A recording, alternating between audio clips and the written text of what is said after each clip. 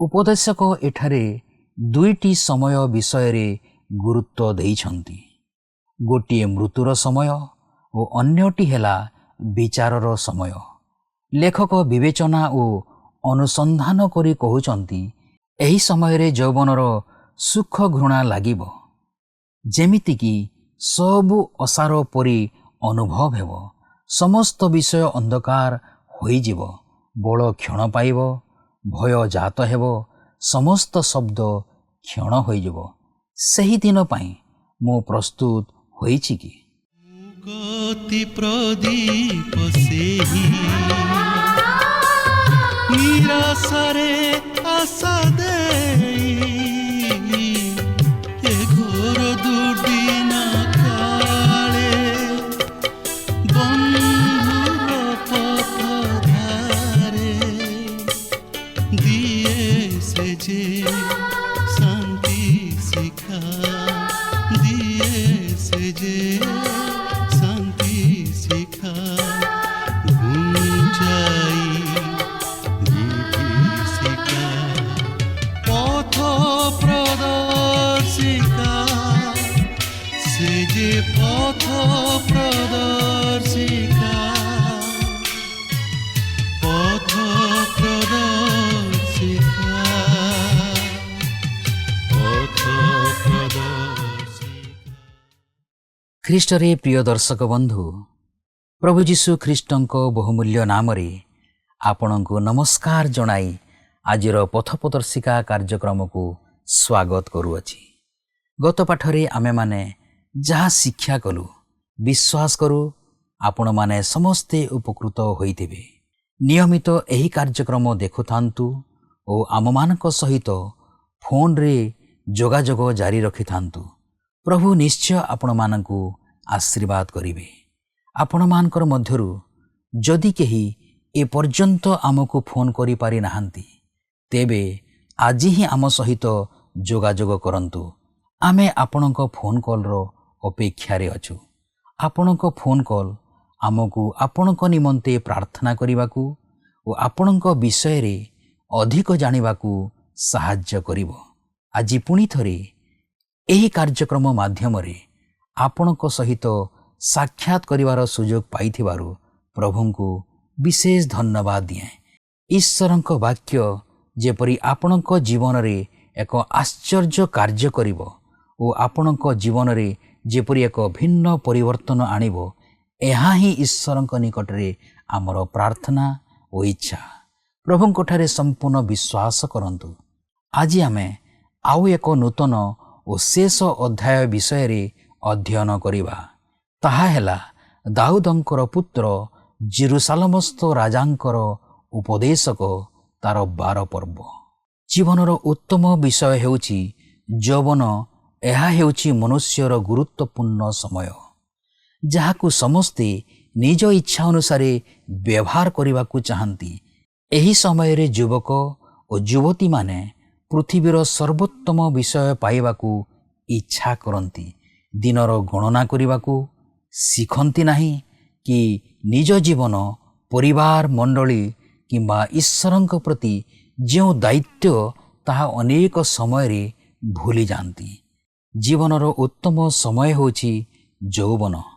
ଏହା ହେଉଛି ମନୁଷ୍ୟର ଗୁରୁତ୍ୱପୂର୍ଣ୍ଣ ସମୟ, ଯାହାକୁ ସମସ୍ତେ ନିଜ ଇଚ୍ଛା ଅନୁସାରେ ବ୍ୟବହାର କରିବାକୁ ଚାହାନ୍ତି। ଏହି ସମୟରେ ଯୁବକ ଓ ଯୁବତୀମାନେ ପୃଥିବୀର ସର୍ବୋତ୍ତମ ବିଷୟ ପାଇବାକୁ ଚେଷ୍ଟା କରନ୍ତି। ଦିନର ଗଣନା କରିବାକୁ ଶିଖନ୍ତି ନାହିଁ କି ନିଜ ଜୀବନ, ପରିବାର, ମଣ୍ଡଳୀ କିମ୍ବା ଈଶ୍ୱରଙ୍କ ପ୍ରତି ଯେଉଁ ଦାୟିତ୍ୱ, ତାହା ଅନେକ ସମୟରେ ଭୁଲି ଯାଆନ୍ତି। କେହି କେହି ଜାଗତିକ ପ୍ରେମରେ ଏହିପରି ହଜିଯାଆନ୍ତି ଯେ ଆଗକୁ ଏହିପରି ଏକ ବୟସ ଆସିବ ଯେଉଁ ସମୟରେ ଏହି ସମସ୍ତ ବିଷୟ ଅସାର ମନେ ହେବ। ତାହା ମନେ ପକାନ୍ତି ନାହିଁ। ଈଶ୍ୱରଙ୍କ ବାକ୍ୟ କୁହେ, ଅଜ୍ଞାନୀ ପରି ନ ହୋଇ ଜ୍ଞାନୀ ପରି ନିଜ ନିଜ ଆଚରଣ ସମ୍ବନ୍ଧରେ ବିଶେଷ ସାବଧାନ ହୁଅ। ଏଫେସୀୟ ତାର 5 ପର୍ବ 15 ପଦରେ ଏହା ଆମେ ଦେଖିବାକୁ ପାଉ। ଈଶ୍ୱର ଓ ତାହାଙ୍କ ବାକ୍ୟ ସହ ଯଥାର୍ଥ ସମ୍ପର୍କ ସ୍ଥାପନ ଶେଷ ସମୟରେ ଜୀବନର ସମ୍ପୂର୍ଣ୍ଣ ପରିତୃପ୍ତି ଆଣିଦେବ। ଆସନ୍ତୁ ଏହି ବିଷୟରେ ଅଧିକ ଶିକ୍ଷା କରିବା ପୂର୍ବରୁ ଗୋଟିଏ ମନଛୁଆଁ ଭକ୍ତିମୂଳକ ଗୀତ ଶୁଣିବା।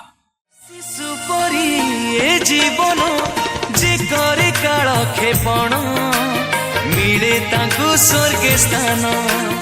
ଆତ୍ମାରେ ଯେ ଦିନହୀନ ଶୁଦ୍ଧ ଯାଅନ୍ତ କରଣ, ଯାଏ ସେ ସ୍ୱର୍ଗ ଭୁବନ।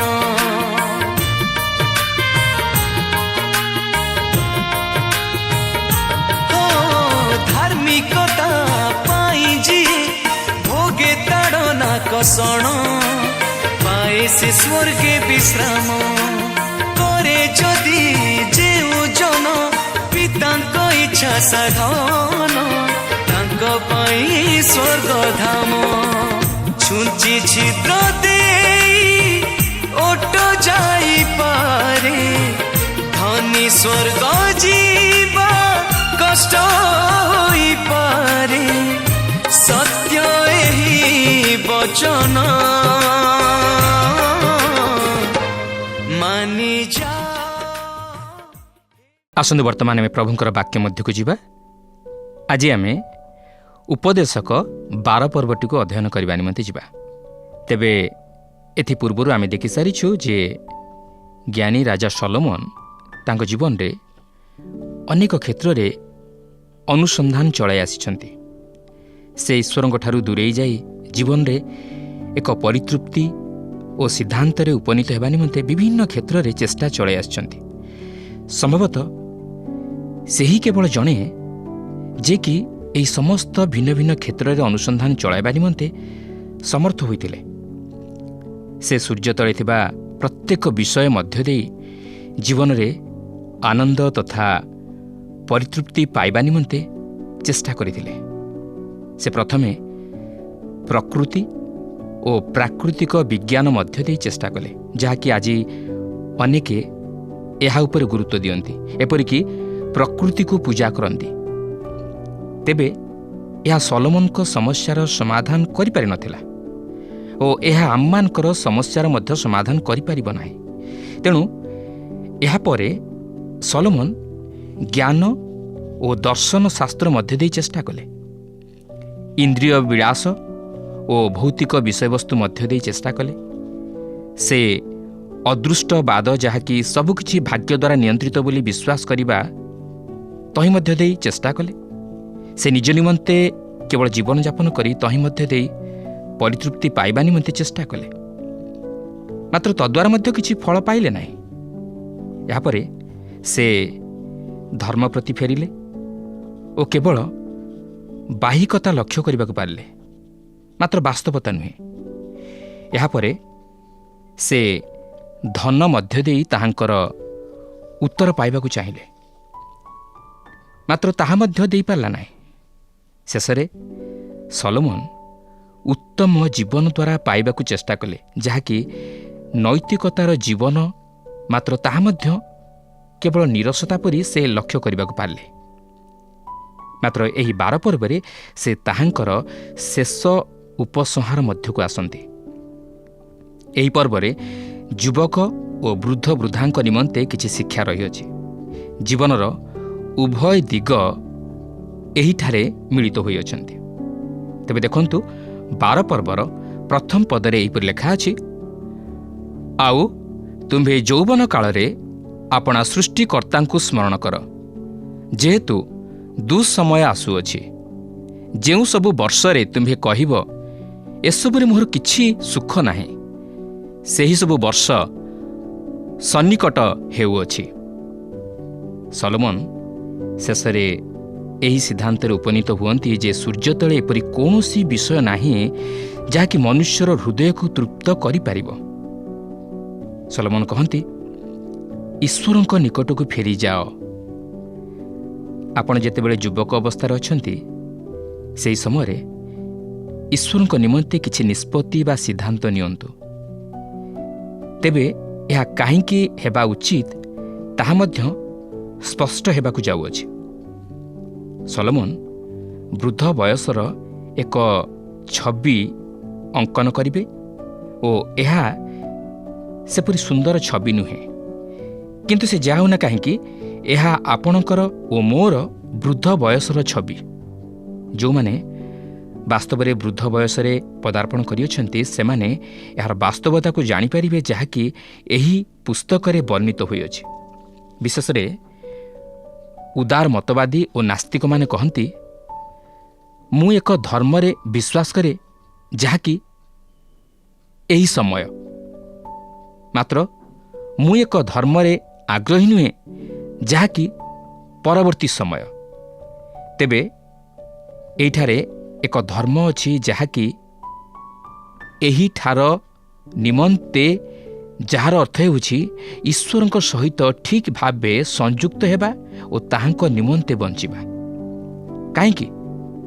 ତେବେ ଆସନ୍ତୁ ଏହି ଛବିକୁ ଲକ୍ଷ୍ୟ କରିବା, ଯାହାକି ସଲୋମନ ଏକ ବୃଦ୍ଧର ଛବି ପ୍ରଦାନ କରନ୍ତି। ଏହା ଏକ ଚମତ୍କାର ଛବି। ଦେଖନ୍ତୁ 12 ପର୍ବର 2 ପଦରେ ଲେଖା ଅଛି, ସେ ସମୟରେ ସୂର୍ଯ୍ୟ ଓ ଦୀପ୍ତି ଓ ଚନ୍ଦ୍ର ଓ ତାରାଗଣ ଅନ୍ଧକାରମୟ ହେବେ, ପୁଣି ବୃଷ୍ଟି ଉତ୍ତାରେ ପୁନର୍ବାର ମେଘ ହେବ। ସେ କ'ଣ ଭାବନ୍ତି ଯେ ସୂର୍ଯ୍ୟ, ଚନ୍ଦ୍ର, ତାରାଗଣ ସମସ୍ତ କିଛି ଅନ୍ଧକାର ହୋଇଯିବେ? ନୁହେଁ। ସେ ଭାବନ୍ତି ଯେ ଆପଣ ସେମାନଙ୍କୁ ଯେପରି ଦେଖୁଥିଲେ ସେପରି ଆଉ ଦେଖିବାକୁ ପାରିବେ ନାହିଁ। କାରଣ ଆପଣ ଯେତେବେଳେ ବାର୍ଦ୍ଧକ୍ୟ ଅବସ୍ଥାରେ ପଦାର୍ପଣ କରିବେ, ଆପଣଙ୍କର ଦୃଷ୍ଟିଶକ୍ତି କ୍ଷୀଣ ହେବାକୁ ଲାଗିବ। ସମୟ ଉଡ଼ି ପଳାଇଯାଏ ଓ ଗୋଟିଏ ପରେ ଗୋଟିଏ ଦୁଃଖର ଅନୁଭୂତି ଆସି ପହଞ୍ଚିଯାଏ। ଲେଖା ଅଛି, ପୁଣି ବୃଷ୍ଟି ଉତ୍ତାରେ ପୁନର୍ବାର ମେଘ ହେବ।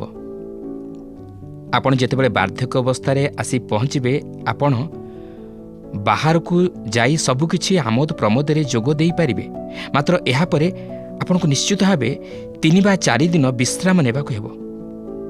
ଆପଣଙ୍କର ଜୀବନଧାରାରେ ପରିବର୍ତ୍ତନ ଦେଖାଯିବ।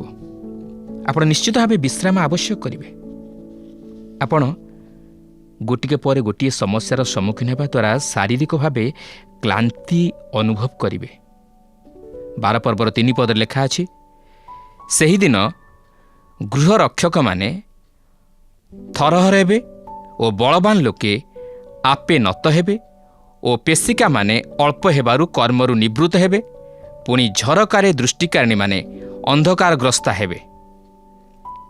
ଏହା ହିଁ ହେଉଛି ଶାରୀରିକ ଶରୀର ବର୍ଣ୍ଣନା, ଯାହାକି ବୃଦ୍ଧାବସ୍ଥାରେ ପରିଲକ୍ଷିତ ହୁଏ।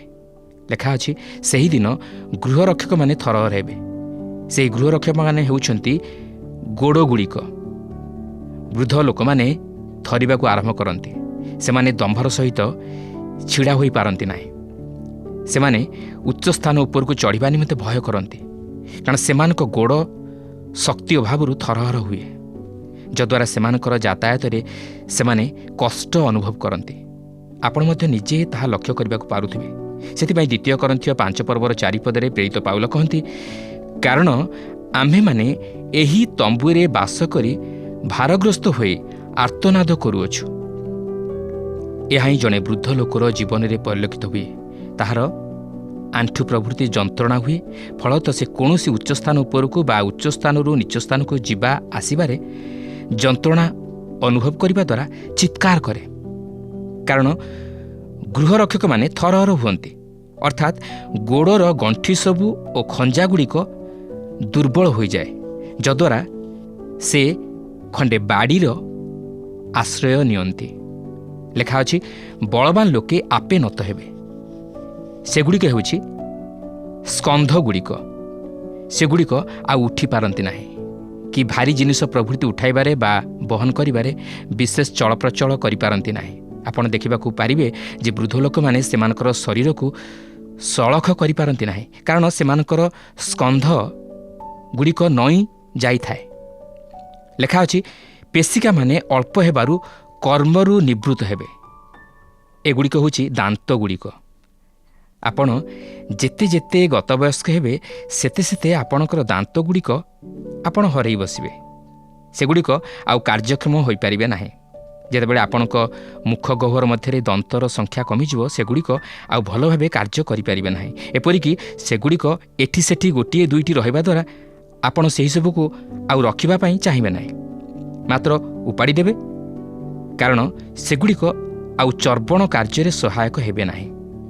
ହୋଇପାରେ ଆପଣ ସେଗୁଡ଼ିକୁ ଉପାଡ଼ି ଦେଇ କୃତ୍ରିମ ଦାନ୍ତ ଲଗାଇ ଦେଇପାରନ୍ତି, ମାତ୍ର ତାହା ମଧ୍ୟ ସମସ୍ତେ ଚାହାନ୍ତି ନାହିଁ କି ସେହିସବୁ ବିଶେଷ ସୁବିଧାଜନକ ନୁହେଁ କି ମଜବୁତ ନୁହେଁ। କିନ୍ତୁ ମୋର କହିବାର କଥା, ସାଧାରଣତଃ ବୃଦ୍ଧାବସ୍ଥାରେ ଏହିସବୁ ସମସ୍ୟାଗୁଡ଼ିକ ଦେଖାଦେଇଥାଏ। ଲେଖା ଅଛି, ପୁଣି ଝରକାରେ ଦୃଷ୍ଟିକାରିଣୀମାନେ ଅନ୍ଧକାରଗ୍ରସ୍ତା ହେବେ। ଏହା ଚକ୍ଷୁର ଦୃଷ୍ଟିଶକ୍ତି ହ୍ରାସକୁ ବୁଝାଏ। ଫଳତଃ କୌଣସି ବିଷୟକୁ ଚିହ୍ନିବାରେ କଷ୍ଟ ହୁଏ ଓ ବିଷୟଗୁଡ଼ିକ ସ୍ପଷ୍ଟ ତଥା ଉଜ୍ଜ୍ୱଳ ଦେଖାଯାଏ ନାହିଁ। ଏପରିକି ଆପଣ ଯଦି ଚଷମା ବ୍ୟବହାର କରନ୍ତି ତାହେଲେ ମଧ୍ୟ ଏହା ସ୍ପଷ୍ଟ ପ୍ରତୀୟମାନ ହୁଏ ନାହିଁ। ଆପଣଙ୍କୁ ସବୁ ବିଷୟ ଅନ୍ଧକାର ଦେଖାଯାଏ। ଏପରିକି ପଥଚଲା ମଧ୍ୟ ଅସାଧ୍ୟ ହୁଏ। ଦୃଷ୍ଟିଶକ୍ତିର ଅଭାବରୁ ଆପଣଙ୍କର ଅଧ୍ୟୟନ ମଧ୍ୟ ବାଧାପ୍ରାପ୍ତ ହୁଏ। ଆପଣଙ୍କୁ ମନେ ହେବ ଯେପରିକି ଆପଣ ଏକ ଅନ୍ଧକାର ମଧ୍ୟରେ ଅଛନ୍ତି। 12 ପର୍ବର 4 ପଦରେ ଲେଖା ଅଛି, ଓ ପଥ ଆଡ଼େ ଦ୍ୱାର ରୁଦ୍ଧ ହେବ, ସେ ସମୟରେ ପେଷଣ ଶବ୍ଦ କ୍ଷୀଣ ହେବ, ପୁଣି ପକ୍ଷୀର ନାଦରେ ଲୋକ ଜାଗି ଉଠିବ ଓ ବାଦ୍ୟକାରିଣୀ କନ୍ୟାଗଣ କ୍ଷୀଣ ହେବେ। ଲେଖା ଅଛି, ପଥ ଆଡ଼େ ଦ୍ୱାର ରୁଦ୍ଧ ହେବ, ଅର୍ଥାତ୍ ଶ୍ରବଣ ଶକ୍ତି ହ୍ରାସ ପାଇବ। ଆପଣଙ୍କୁ କେହି ଡାକିଲେ ଥରକରେ ଆପଣ ଶୁଣିପାରିବେ ନାହିଁ। ହୋଇପାରେ ପଥ ମଧ୍ୟରେ ଯେତେ ଶବ୍ଦ ହେଲେ ମଧ୍ୟ ଭଲ ଭାବେ ଆପଣଙ୍କୁ ଶୁଣାଯାଇ ନପାରେ। ଏପରିକି ଆପଣ ବୃଦ୍ଧ ବ୍ୟକ୍ତିଙ୍କ ସହିତ କଥାବାର୍ତ୍ତା କରିବା ସମୟରେ ବଡ଼ ପାଟି କରି କିମ୍ବା ଗୋଟିଏ କଥାକୁ 2-3 ଥର ପୁନରାବୃତ୍ତି କରିବାକୁ ପଡ଼ିଥାଏ, କାରଣ ସେମାନଙ୍କର ଶ୍ରବଣ ଶକ୍ତି ହ୍ରାସ ପାଏ। ସେମାନେ ଭଲ ଭାବେ ଶୁଣିପାରନ୍ତି ନାହିଁ। ଲେଖା ଅଛି, ସେ ସମୟରେ ପେଷଣ ଶବ୍ଦ କ୍ଷୀଣ ହେବ। ଆକ୍ଷରିକ ଭାବେ ପେଶିକାମାନଙ୍କୁ ବୁଝାଏ। ସେମାନେ ପୂର୍ବରୁ ଯେଉଁପରି ଶବ୍ଦ କରିଆସୁଥିଲେ ସେହିପରି ଶବ୍ଦ କରିବାର ଆଉ ଜଣାଯିବ ନାହିଁ। ଲେଖା ଅଛି, ପୁଣି ପକ୍ଷୀର ନାଦରେ ଲୋକ ଜାଗି ଉଠିବ, ଅର୍ଥାତ୍ ପକ୍ଷୀର ଶବ୍ଦ ମଧ୍ୟ ସେମାନଙ୍କୁ ବ୍ୟତିବ୍ୟସ୍ତ କରିବ ଓ ସେମାନଙ୍କର ନିଦ୍ରା ଭାଙ୍ଗିଯିବ। ସେମାନେ ଶଯ୍ୟାରେ ଆଉ ଶୋଇ ରହିପାରିବେ ନାହିଁ। ଆପଣ ଜାଣିଥିବେ ଯେ ଯୌବନ ଅବସ୍ଥାରେ ଆପଣ ଯେତେ ବାହାରର ଶବ୍ଦ ତଥା ଗୀତଗୁଡ଼ିକ ବା ପିଲାମାନଙ୍କର ବଡ଼ ପାଟି ଶୁଣିଲେ ମଧ୍ୟ ଆପଣଙ୍କର ଶୋଇବାରେ କୌଣସି ବ୍ୟାଘାତ ସୃଷ୍ଟି ହୁଏ ନାହିଁ ଓ ଯେତେ ଗହଳ ଚହଳ ଥିଲେ ମଧ୍ୟ ଆପଣଙ୍କର କୌଣସି ଅସୁବିଧା ହୁଏ ନାହିଁ। ଆପଣ ଆରାମରେ ଶୋଇଯାଆନ୍ତି। କିନ୍ତୁ ଆପଣ ଯାଉଁ ଯାଉଁ ବାର୍ଦ୍ଧକ୍ୟ ଅବସ୍ଥା ଆଡ଼କୁ ଗତି କରିବେ, ଆପଣଙ୍କୁ ଏହିସବୁ ଭଲ ଲାଗିବ ନାହିଁ। ଆପଣ ନିରୋଳା ସ୍ଥାନ ଖୋଜିବେ, ଯେଉଁ ସ୍ଥାନରେ ଆପଣ ନିରୋଳାରେ କିଛି ସମୟ ଅତିବାହିତ କରିପାରିବେ ବା ଶୟନ କରିପାରିବେ। ଏପରିକି ଏକ ଛୋଟ ପକ୍ଷୀର କାକଳିରେ ମଧ୍ୟ ଆପଣଙ୍କର ନିଦ୍ରା ଭାଙ୍ଗିଯିବ। ଏକ ଛୋଟ ପକ୍ଷୀ ମଧ୍ୟ ଆପଣଙ୍କର ସୁଖକର ନିଦ୍ରାକୁ ମଧ୍ୟ ହରଣ କରିନେବ। ଆପଣଙ୍କୁ ଗହଳ ଚହଳ କିମ୍ବା କୌଣସି ସଙ୍ଗୀତ ମଧ୍ୟ ଶୁଣିବାକୁ ଭଲ ଲାଗିବ ନାହିଁ, କିମ୍ବା ପିଲାମାନଙ୍କର କୋଳାହଳ ମଧ୍ୟ ଭଲ ଲାଗିବ ନାହିଁ। ଲେଖା ଅଛି, ବାଦ୍ୟକାରିଣୀ କନ୍ୟାଗଣ କ୍ଷୀଣ ହେବେ। ଆପଣ ବୃଦ୍ଧ ଲୋକମାନଙ୍କୁ ବା ବୃଦ୍ଧାମାନଙ୍କୁ କୌଣସି ସଙ୍ଗୀତ ଦଳରେ ସଙ୍ଗୀତ ପରିବେଷଣ କରିବାର ଲକ୍ଷ୍ୟ କରିବାକୁ ପାରିବେ ନାହିଁ। ପ୍ରାୟ କ୍ୱଚିତ ଲୋକଙ୍କୁ ଲକ୍ଷ୍ୟ କରିପାରନ୍ତି। କାହିଁକି? ଯେହେତୁ ସେମାନଙ୍କର ସ୍ୱର କ୍ଷୀଣ ହୋଇଯାଏ ଓ ସେମାନେ ଗୀତ ଗାଇବା ନିମନ୍ତେ କଷ୍ଟବୋଧ କରନ୍ତି। ଏପରିକି ଯେଉଁ ଲୋକମାନେ ସେମାନଙ୍କର ଯୌବନାବସ୍ଥାରେ ଅତି ସୁନ୍ଦର ଗୀତ ପରିବେଷଣ କରନ୍ତି, ବାର୍ଦ୍ଧକ୍ୟ ଅବସ୍ଥାରେ ସେହି ସ୍ୱରରେ ଆଉ ମିଷ୍ଟତା ନଥାଏ। ବର୍ତ୍ତମାନ ସେ ଏହି ବାର୍ଦ୍ଧକ୍ୟ ଅବସ୍ଥାର ଏକ ଦୁଃଖପୂର୍ଣ୍ଣ ଅବସ୍ଥାକୁ ପ୍ରକାଶ କରିବାକୁ ଯାଉଅଛନ୍ତି, ଯାହାକି ମାନସିକ ସ୍ତରରେ ବୃଦ୍ଧି ପ୍ରାପ୍ତ ହୁଏ ଓ ବୃଦ୍ଧ ବ୍ୟକ୍ତିମାନଙ୍କୁ ଭୟଭୀତ କରାଇଥାଏ। 12 ପର୍ବର 5 ପଦରେ ଏହିପରି ଲେଖା ଅଛି, ଆହୁରି ସେମାନେ ଉଚ୍ଚସ୍ଥାନ ବିଷୟରେ ଭୀତ ହେବେ ଓ ପଥରେ ତ୍ରାସ ହେବ, ଆଉ ବାଦାମ ବୃକ୍ଷ ପୁଷ୍ପିତ ହେବ ଓ ଫଡ଼ିଙ୍ଗ ଆପଣା ଭାରରେ ଭାରଗ୍ରସ୍ତ ହେବ ଓ କାମନା ନିସ୍ତେଜ ହେବ, କାରଣ ମନୁଷ୍ୟ ଆପଣା ଚିର ନିବାସକୁ ଯାଏ ଓ ଶୋକକାରୀମାନେ ପଥରେ ଭ୍ରମଣ କରନ୍ତି। ଲେଖା ଅଛି, ଆହୁରି ସେମାନେ ଉଚ୍ଚସ୍ଥାନ ବିଷୟରେ ଭୀତ ହେବେ। ବାସ୍ତବରେ ଏହା ହିଁ ସାଧାରଣତଃ ବୃଦ୍ଧ ବ୍ୟକ୍ତିମାନଙ୍କ ମନର ଭୟ। ସେମାନେ ଉଚ୍ଚ ସ୍ଥାନରେ ଯାତାୟାତ କରିବା ନିମନ୍ତେ ସାହସ କରନ୍ତି ନାହିଁ। ସେମାନଙ୍କ ମନରେ ଭୟ ଜାତ ହୁଏ। ପଥରେ ତ୍ରାସ ହେବ। ସେମାନେ ଆଉ ବିଭିନ୍ନ ସ୍ଥାନକୁ ଯାତ୍ରା କରିବା ନିମନ୍ତେ ସାହସ କରିବେ ନାହିଁ। ଯାନବାହନରେ ଯିବାକୁ ମଧ୍ୟ ସାହସ କରିବେ ନାହିଁ। ଯଦି ବା ଯାଆନ୍ତି, ସେମାନଙ୍କ ମନରେ ଏହି ଭୟ ଜାତ ହେବ, କାଳେ ଝୁଣ୍ଟି ପଡ଼ିବେ ପରା, କାଳେ ଗୋଡ଼ ଖସିଯିବ ପରା। ଏହିପରି ଅନେକ ପ୍ରକାର ମାନସିକ ଦୁଶ୍ଚିନ୍ତା ସେମାନଙ୍କ ମନରେ ପ୍ରବେଶ କରେ, ଯାହାକି ସେମାନେ ପୂର୍ବରୁ ଅନୁଭବ କରୁନଥିଲେ। ଲେଖା ଅଛି, ବାଦାମ ବୃକ୍ଷ ପୁଷ୍ପିତ ହେବ। ଏକ ପୁଷ୍ପିତ ବାଦାମ ବୃକ୍ଷ ଦେଖିବାକୁ ଧଳା ଅଟେ ଓ ଜଣେ ବୃଦ୍ଧ ଲୋକର ମସ୍ତକର ସମସ୍ତ କେଶ କ'ଣ ଦେଖାଯାଏ? ଧଳା ଦେଖାଯାଏ। ଏହା ଧଳା ହୋଇଯାଏ ଅଥବା ସମୂଳେ ଉପୁଡ଼ିଯାଏ। 12 ପର୍ବର 6 ପଦରେ ଲେଖା ଅଛି, ସେହି ସମୟରେ ରୂପାର ତାର ହୁଗୁଳା ହେବ, ସୁବର୍ଣ୍ଣ ପାତ୍ର ଭଗ୍ନ ହେବ, ମାଟିର ପାତ୍ର ଜଳସ୍ରୋତ ନିକଟରେ ଚୂର୍ଣ୍ଣ ହେବ ଓ କୂପରେ ଚକ୍ର ଭଗ୍ନ ହେବ। ଦେଖନ୍ତୁ, ଏହି ଅଂଶରେ ଶରୀରର ଆଭ୍ୟନ୍ତରୀଣ ଅଙ୍ଗଗୁଡ଼ିକର ଏକ ତାଲିକା ପ୍ରଦତ୍ତ ହୋଇଅଛି। ଶେଷରେ ଏହି ଅଙ୍ଗଗୁଡ଼ିକ ଆଉ କାର୍ଯ୍ୟକ୍ଷମ ହେବ ନାହିଁ। ଏଗୁଡ଼ିକ ନିସ୍ତେଜ ହୋଇଯିବ। ରୂପାର ତାର ମେରୁଦଣ୍ଡର ଶରୀରକୁ ପ୍ରକାଶ କରେ। ସୁବର୍ଣ୍ଣ ପାତ୍ର ମସ୍ତକକୁ ପ୍ରକାଶ କରେ, ଯାହାକି ମସ୍ତିଷ୍କର ପାତ୍ର। ମନୁଷ୍ୟ ଯେତେବେଳେ ବାର୍ଦ୍ଧକ୍ୟ ଅବସ୍ଥାରେ ପଦାର୍ପଣ କରେ, ମସ୍ତିଷ୍କର କାର୍ଯ୍ୟକ୍ଷମତା ଧୀରେ ଧୀରେ କମିବାକୁ ଲାଗେ ଓ ମୃତ୍ୟୁରେ ଏହା ଆଉ କୌଣସି କାର୍ଯ୍ୟ କରିପାରେ ନାହିଁ। ମାଟିର ପାତ୍ର ହେଉଛି ଗଳାନଳୀ, ଯାହାକି ମୃତ୍ୟୁ ଶଯ୍ୟାରେ ନଷ୍ଟ ହୋଇଯିବ ଓ ସେହି ଚକ୍ର ହେଉଛି ହୃଦୟ, ଯାହାକି ଆଉ ରକ୍ତ ବିଶୋଧନ କାର୍ଯ୍ୟ କରିପାରିବ ନାହିଁ କି ଶରୀରରେ ବିଶୁଦ୍ଧ ରକ୍ତ ସଞ୍ଚାଳନ ନିମନ୍ତେ ସହାୟକ ହେବ ନାହିଁ। ଏହି ସମସ୍ତ ବାର୍ଦ୍ଧକ୍ୟ ଅବସ୍ଥାର ଶେଷ ପରିଣତି, ଯାହାକି ମୃତ୍ୟୁ ଆଡ଼କୁ କଢ଼ାଇ ନିଏ।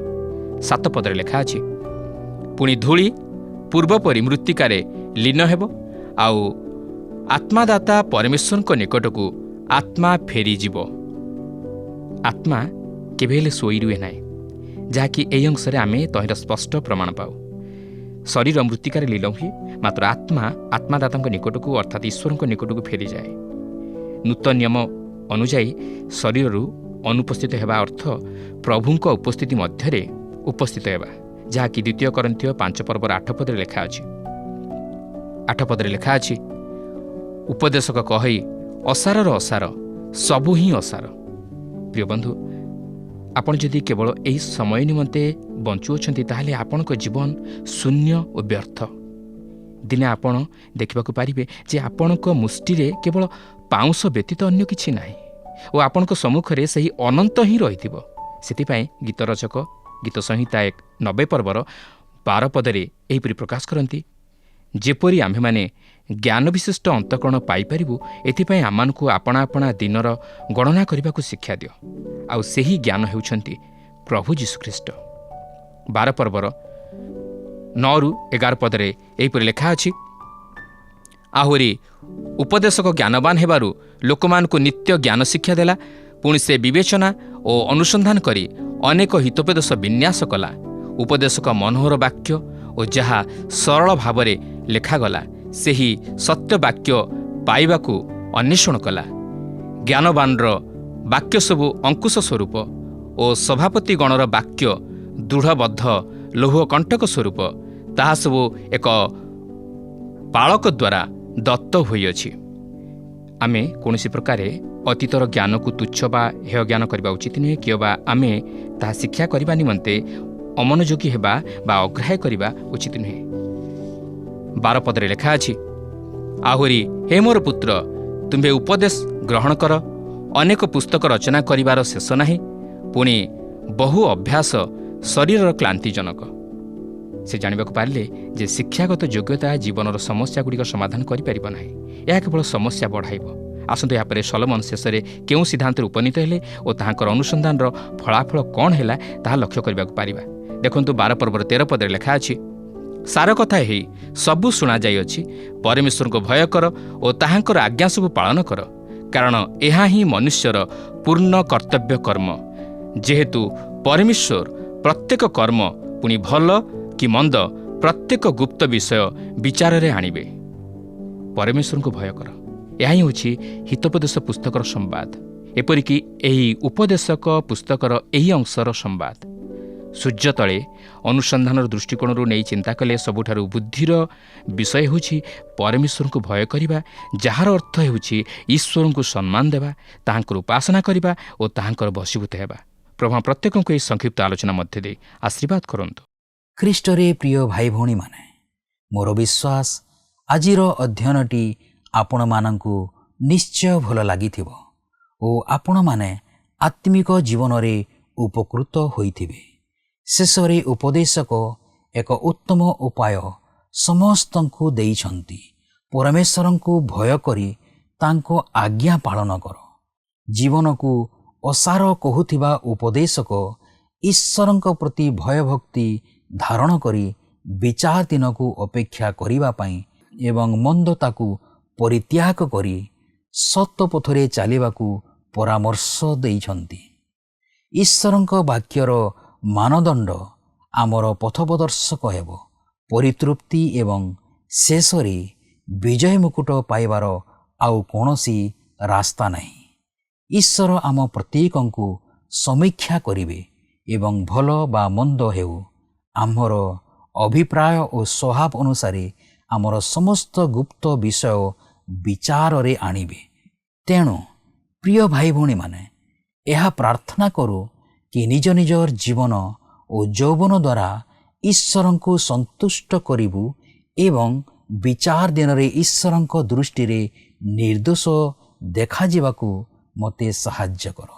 ପ୍ରକାଶିତ ବାକ୍ୟ ତାର 3 ପଦ 21 ପଦ ଅନୁସାରେ ଯୀଶୁଖ୍ରୀଷ୍ଟ କହିଲେ, ଆମ୍ଭେ ଯେପରି ଜୟ କରି ଆମ୍ଭର ପିତାଙ୍କ ସହିତ ତାହାଙ୍କ ସିଂହାସନରେ ବସିଅଛୁ, ସେହିପରି ଯେ ଜୟ କରେ ଆମ୍ଭେ ତାହାକୁ ଆମ୍ଭ ସହିତ ଆମ୍ଭର ସିଂହାସନରେ ବସିବାକୁ ଦେବୁ।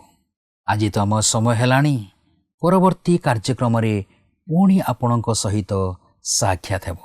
ଫୋନ୍ ମାଧ୍ୟମରେ ଓ ଏହି କାର୍ଯ୍ୟକ୍ରମ ମାଧ୍ୟମରେ ଆମ ସହିତ ଯୋଡ଼ି ହୋଇ ରୁହନ୍ତୁ। ଆପଣଙ୍କ ଠାରୁ ବିଦାୟ ନେବା ପୂର୍ବରୁ ଆସନ୍ତୁ ପ୍ରାର୍ଥନା କରିବା। ପବିତ୍ର ପ୍ରେମିକ ଦୟାଳୁ ସ୍ୱର୍ଗସ୍ଥ ପିତା, ଆଜିର ସୁନ୍ଦର ବାକ୍ୟ ଦ୍ୱାରା ଆମମାନଙ୍କୁ ତୁମେ ସୁନ୍ଦର ଶିକ୍ଷା, ସୁନ୍ଦର ପରାମର୍ଶ ତୁମେ ଦେଇଅଛ। ଏହି ଜଗତ ମଧ୍ୟରେ ଏକ ପବିତ୍ରତାର ଜୀବନ କାଟିବା ପାଇଁ ଆମମାନଙ୍କୁ ତୁମେ ସାହାଯ୍ୟ କର। ଆମମାନଙ୍କର ପ୍ରତ୍ୟେକ ଦର୍ଶକ ଭାଇ ଭଉଣୀମାନଙ୍କୁ ତୁମେ ଆଶୀର୍ବାଦ କର। ସେମାନେ ମଧ୍ୟ ପ୍ରଭୁ ଏହି ଜଗତ ମଧ୍ୟରେ ତୁମକୁ ଅନୁକରଣ କରି ଆପଣାର ଜୀବନକୁ ତୁମର ନିମନ୍ତେ ଯେପରି ସଜାଡ଼ିବାକୁ ପାରିବେ, ଏକ ପବିତ୍ରତା ଜୀବନ କାଟିକି ତୁମକୁ ସବୁ କ୍ଷେତ୍ରରେ ଗୌରବ ଦେଇପାରିବେ, ସେହି ଅନୁଗ୍ରହ, ସେହି ମଙ୍ଗଳ ଦାନରେ ସେମାନଙ୍କୁ ତୁମେ ପରିପୂର୍ଣ୍ଣ କର। ଧନ୍ୟବାଦ ଦେଉଛୁ ପ୍ରଭୁ। ଆଜିର ବାକ୍ୟ ଦ୍ୱାରା ଆମମାନଙ୍କୁ ତୁମେ ଉତ୍ତମ ଶିକ୍ଷା ପରାମର୍ଶ ଦେଇଛ। ତୁମକୁ ଧନ୍ୟବାଦ ଦେଉଅଛୁ। ଗୌରବ, ସମ୍ଭ୍ରମ, ମହିମା କେବଳ ତୁମକୁ ଦେଇ ଯୀଶୁଙ୍କ ନାମରେ ଏହି ପ୍ରାର୍ଥନା ମାଗୁଅଛୁ। ଆମେନ୍। ବହୁତ ବହୁତ ଧନ୍ୟବାଦ। ପ୍ରଭୁ ଆପଣମାନଙ୍କୁ ଆଶୀର୍ବାଦ କରନ୍ତୁ। ଧନ୍ୟବାଦ। ଗତ ପ୍ରଶ୍ନର ଉତ୍ତରଟି ହେଲା ବି ସର୍ପ। ଆଜିର ପ୍ରଶ୍ନଟି ହେଲା, କ'ଣ ମନୁଷ୍ୟର ହୃଦୟକୁ ତୃପ୍ତ କରିପାରେ? ଏ ଜ୍ଞାନ, ବି ଈଶ୍ୱରଙ୍କ ବାକ୍ୟ, ସି ଶାନ୍ତି, ଡି ପ୍ରେମ।